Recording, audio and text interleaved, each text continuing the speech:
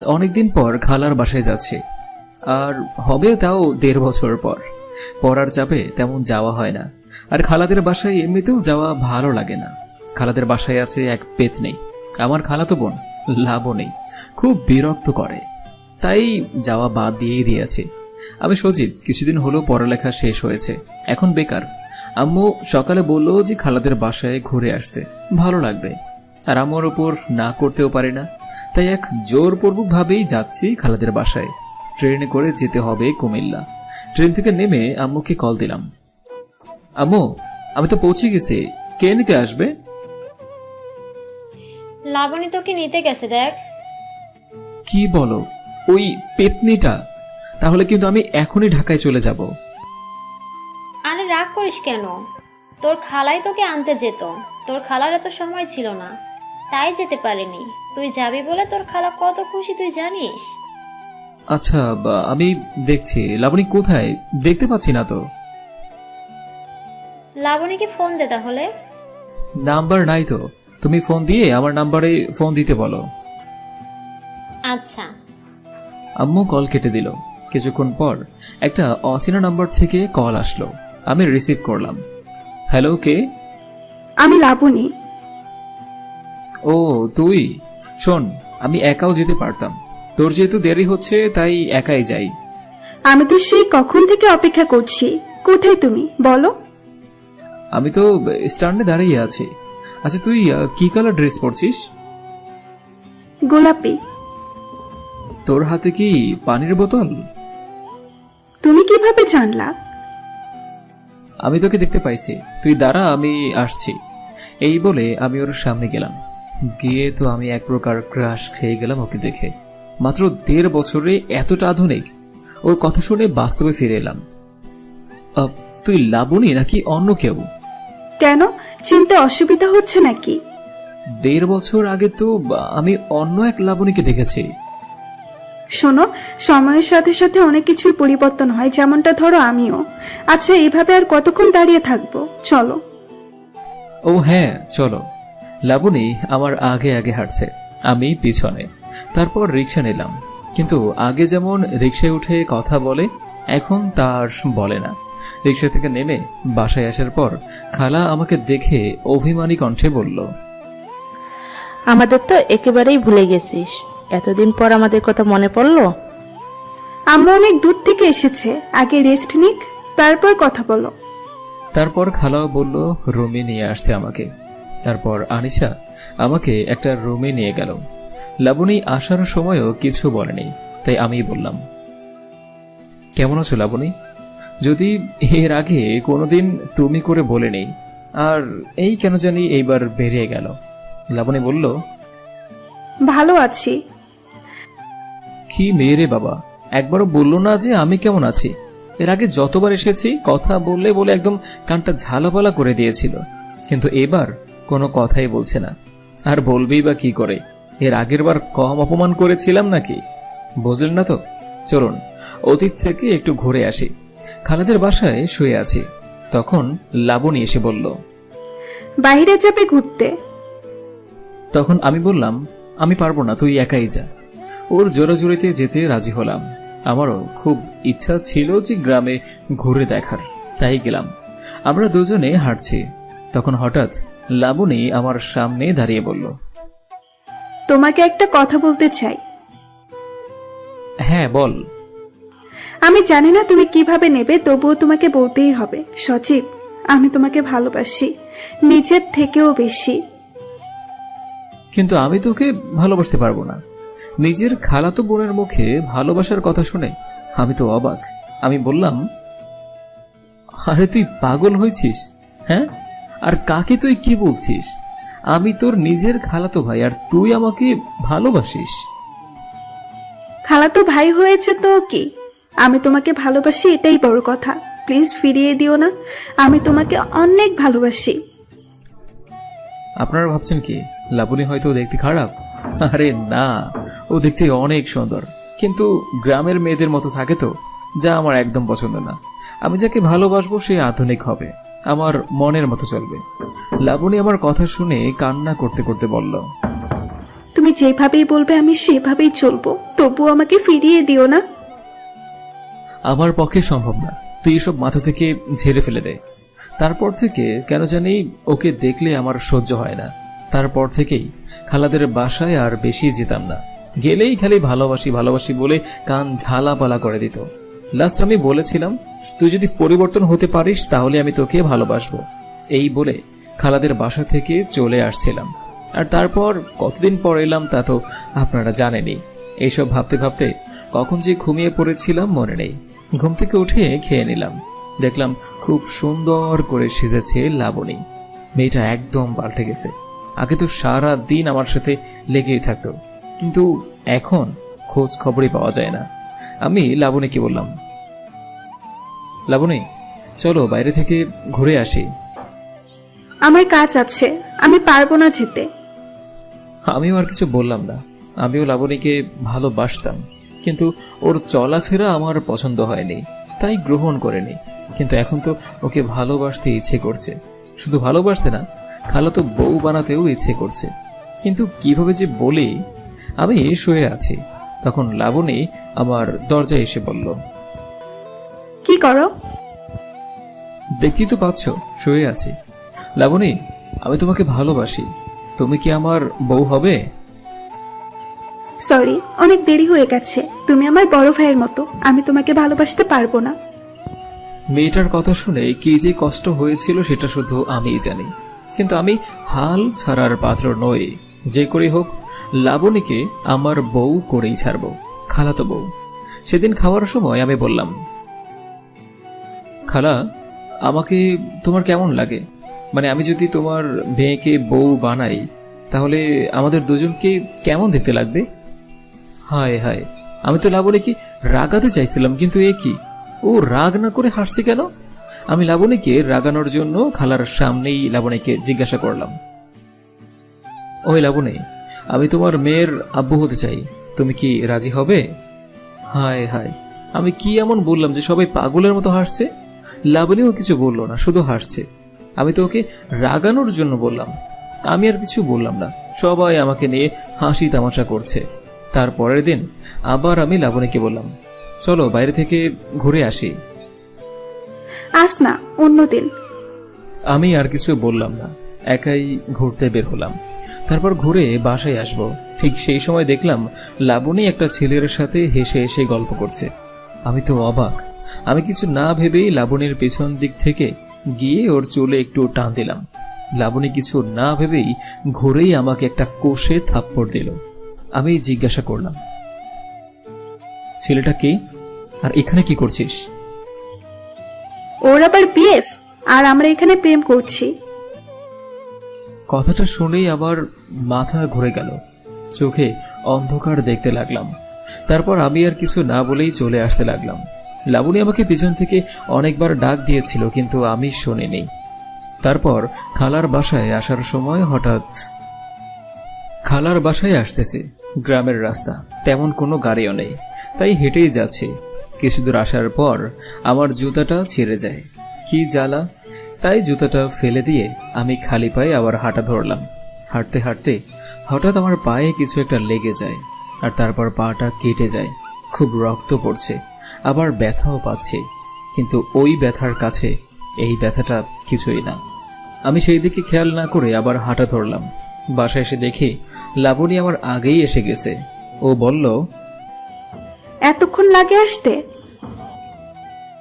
আমি কিছু না বলেই চলে যাচ্ছিলাম। তখন খালা বলল, কি রে, এত রক্ত এলো কি করে?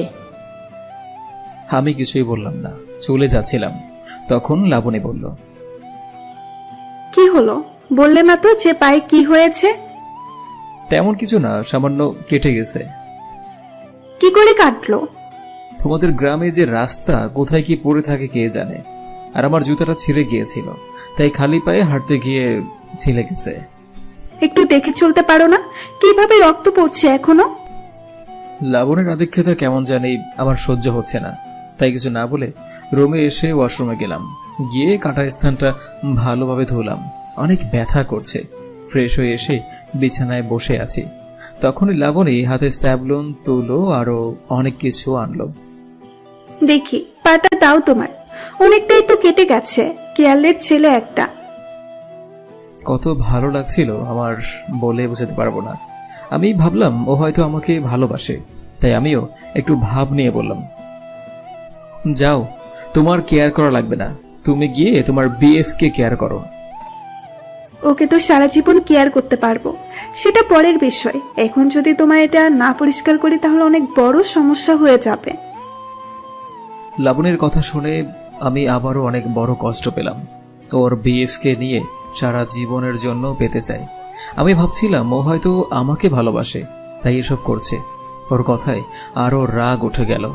আর ও যখন আমার পা ধরতে যাবে তখন আমি বললাম, থাক, তুমি তোমার বিএফ কে গিয়েই সেবা করো, আমার লাগবে না, আমি একাই সব পারবো। এই কথা বললে কি করে হয়? দেখছো না কতটা কেটে গেছে। কাটছে তো আমারটা, হ্যাঁ? এতে সমস্যা কোথায়? যা হবার আমার হইছে, তোর বা তোর বিএফ এর তো কিছু হয় নাই। রাগ করছো কেন? আমার কিসের রাগ? আমার কোনো রাগ নেই, তুই তোর বিএফ কে নিয়েই থাক, আর আমাকে নিয়ে না ভাবলেও চলবে তোর। আর হ্যাঁ, আরেকটা হেল্প কর আমার, আমি কালকেই চলে যাব, তুই আমার ব্যাগটা একটু গুছিয়ে দিস। তুমি না কয়েকটা দিন থাকবা বলে আসছো, এত তাড়াতাড়ি আবার চলে যাবে? আর কিছুদিন থাকো।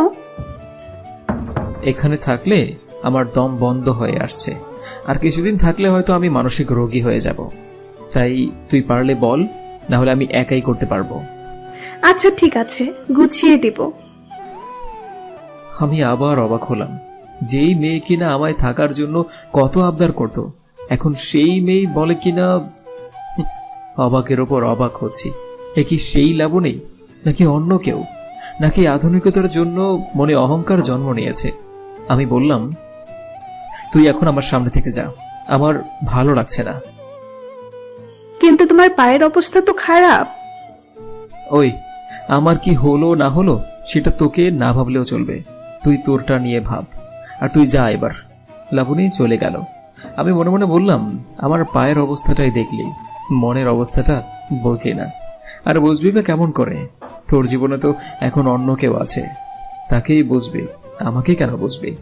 আমি তো শুধু তোর ভাই মাত্র। এইসব ভাবতে ভাবতে ঘুমিয়ে গেলাম। ঘুম থেকে উঠে দেখি লাবণী আমার মাথায় পানি ঢালছে।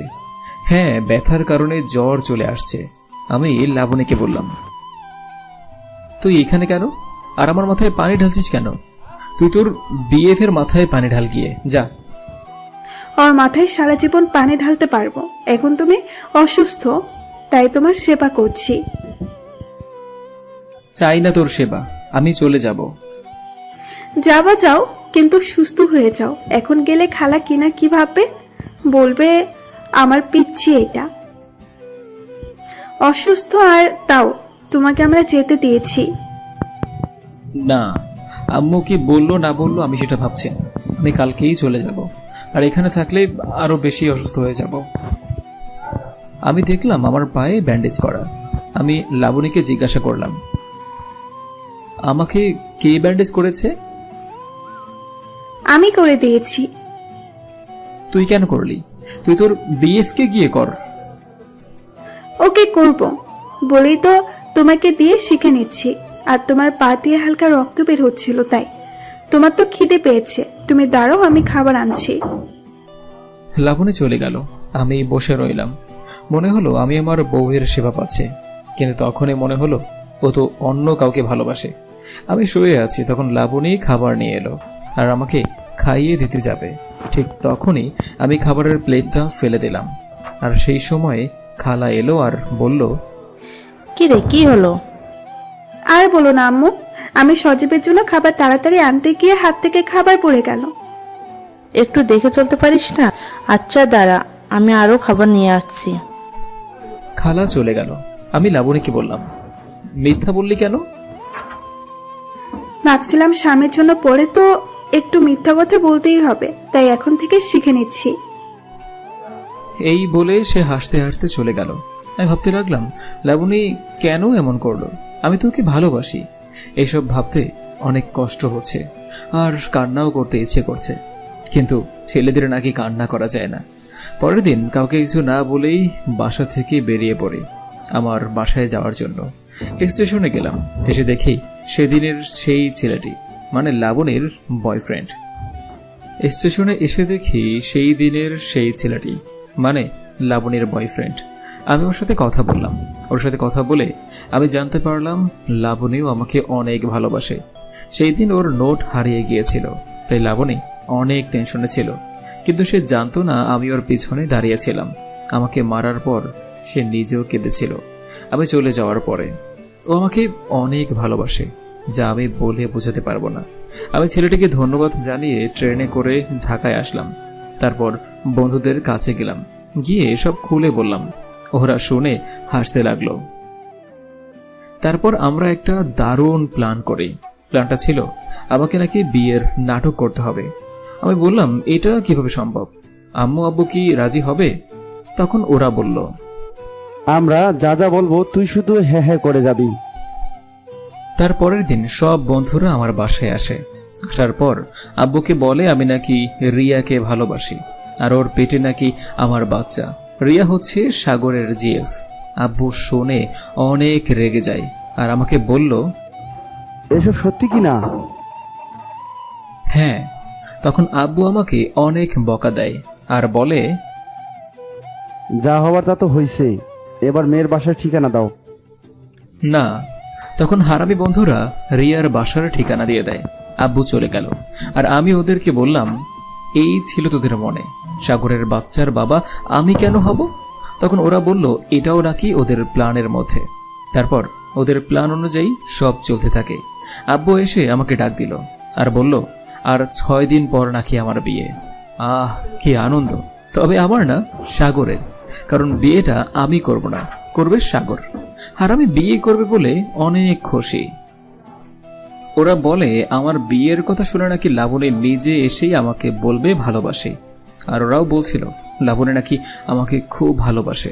আমার ভয় হচ্ছে যদি লাবণী আমার মিথ্যা বিয়ের কথা শুনে আমাকে ছেড়ে দূরে চলে যায়, তখন তো এপারও গেল ওপারও গেল। ওরা বলল লাবণী নাকি আমার বিয়ের কথা শুনে আমার কাছে আসতে চাইবে, মিশতে চাইবে, একটু সময় চাইবে, কিন্তু আমি যেন তখন ওর সাথে না মিশি। পরের দিন সকালে ঘুম থেকে উঠে দেখি লাবণী আমার মাথার পাশে বসে আছে। আমার জানা মতে তো ওদের আরো 2 দিন পর আসার কথা, তাহলে এত তাড়াতাড়ি কেন? আমি লাবণীকে বললাম, এত তাড়াতাড়ি এলে যে তোমরা? ও কিছু বলছে না, শুধু মুখের দিকে চেয়ে আছে। কিছুক্ষণ পর ও বলল, তুমি কি সত্যিই অন্য কাউকে ভালোবাসতে? কেন বলো তো? না, এমনি জিজ্ঞেস করলাম। এরপর থেকে লাবণী আমার কাছে আসতে চায়, একটু সময় পেতে চায়, কিন্তু আমি পাত্তা দেই না। ওদের কথা মতো লাবণীকে এড়িয়ে চলি। আর এভাবেই বিয়ের দিন চলে এলো। আমার বন্ধুরা, আত্মীয় স্বজনরা সবাই একে একে চলে এলো। আসবারই কথা, ছোট ছেলের বিয়ে বলে কথা। আমি বিয়ের দিন সকালে রুমে বসেছিলাম, তবে আমার বিয়ে না, সাগরের। হারামিটা তো খুব খুশি, আমার বাপের টাকায় বিয়ে করছে। আমি বসেছিলাম, তখন হঠাৎ করে লাবণী এসে আমাকে জড়িয়ে ধরে কান্না করতে লাগলো। আমারও খুব ইচ্ছে করছিল ওকে জড়িয়ে ধরে বলি যে পাগলি, আমি অন্য কাউকে বিয়ে করছি না, আমি শুধুই তোমার। কিন্তু এটা করলে পরে সাগরের বিয়ে হবে না, তাই আমি ওকে ছাড়িয়ে চলে এলাম বাইরে। তারপর আমি জামাই সেজে বিয়ের জন্য বেরিয়ে পড়ব। তখন দেখি আর হারামির রাফি নাই। ওর নাকি সকাল থেকে পেট খারাপ, আর 10 থেকে 12 গিয়েছিল এতক্ষণে। আমরা রওনা দিলাম। কিছুদূর আসার পর হঠাৎ আম্মুর কল আসলো আমার ফোনে। আমি রিসিভ করলাম আর বললাম, হ্যালো আম্মু। বাবা, লাবণী আত্মহত্যা করতে গিয়েছিল, আমরা ওকে হাসপাতালে নিয়ে এসেছি।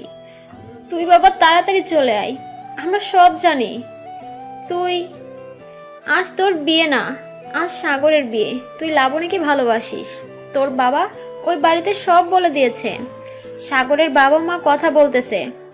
তুই বাবা তাড়াতাড়ি হাসপাতালে চলে আয়। আম্মুর কথা শুনে আমি আর নিজেকে ধরে রাখতে পারলাম না। সাগর আমাকে দেখে বলল, কি হয়েছে? আমি ওকে সব বললাম। তখন সাগর বলল, আমরা কি একটু বেশি করে ফেললাম? আচ্ছা চল এখন আমরা হাসপাতালে যাই। তারপর আমরা গাড়ি ঘুরিয়ে হাসপাতালে আসলাম। এসে জানতে পারি লাবণী নাকি আর নেই। সামান্য একটু মজা করতে গিয়ে লাবণীকে আমি হারিয়ে ফেললাম। কিছুক্ষণ আগেই নাকি আমাদের ছেড়ে চলে গিয়েছে। আমি অনেক কান্না করতে লাগলাম। সাগর এসে আমাকে দাঁড় করালো। আমি দৌড়ে গিয়ে লাবণীকে জড়িয়ে ধরে বলতে লাগলাম, লাবণী, এই লাবণী, দেখো আমি এসে গিয়েছি, তুমি ওঠো। আমিও তোমাকে অনেক ভালোবাসি, তুমি আমাকে ছেড়ে যেতে পারো না, প্লিজ। তুমি তো আমাকে ভালোবাসো, ওঠো লাবণী, ওঠো। কিছুক্ষণ পর দেখলাম লাবণী নড়ে চড়ে উঠলো আর বলল, আমিও তোমাকে অনেক ভালো। আমি তো অবাক, কি হচ্ছে এসব? পরে জানতে পারলাম সবাই নাকি আমার সাথেই একটা গেম খেলেছে। আমি বললাম, কেন এসব করলে? করব, 1000 বার করব। যদি তোমার কিছু হয়ে যেত, আমি কি দিয়ে বেঁচে থাকতাম? আমাকে বিয়ে করবে? না, কেন? কারণ তুমি আমাকে অনেক কষ্ট দাও। এখন থেকে আর কষ্ট দিব না, অনেক ভালোবাসবো তোমাকে। সত্যিই তো। আমি আজকে বিয়ে করব। কিন্তু এটা কিভাবে সম্ভব? আমি কিচ্ছু জানি না, আমি আজকেই বিয়ে করব। লাবণীকে রিয়ার বাড়িতে নিয়ে আয়, আর দুজনেই ওদের ওখানে একসাথে বিয়ে করব। সবাই তাই করতে বলল। তারপর আর কি, আমাদের বিয়েটা হয়ে গেল। এখন লাবণীকে বাসায় নিয়ে আসলাম। রুমে এসে দেখি লাবণী বিছানা সাজাচ্ছে। আমি বললাম, কি করছো? আজকের দিনে নতুন বউদের ঘোমটা দিয়ে বিছানায় বসে থাকতে হয়, আর তুমি খাট সাজাচ্ছ?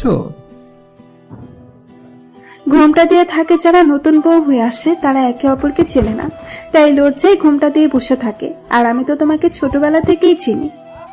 ও আচ্ছা, এখন এগুলো বাদ দাও, আমার না খুব পাচ্ছে। কি পাচ্ছে? আমি আর কিছু না বলেই ওকে বুকে জড়িয়ে নিলাম। বাকিটা ইতিহাসের শেষ পাতা।